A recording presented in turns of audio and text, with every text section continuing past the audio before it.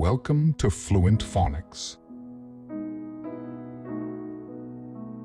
Today, we will focus on mastering the pronunciation of the word ogress. Ogress. Ogress. Ogress.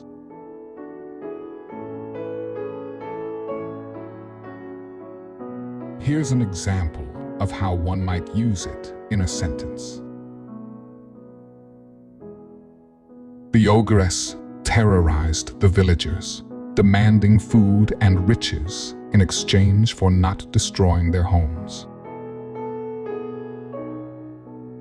An ogress is a female monster typically portrayed as a large, ugly, and cruel creature in folklore and fairy tales, often depicted as a man-eater.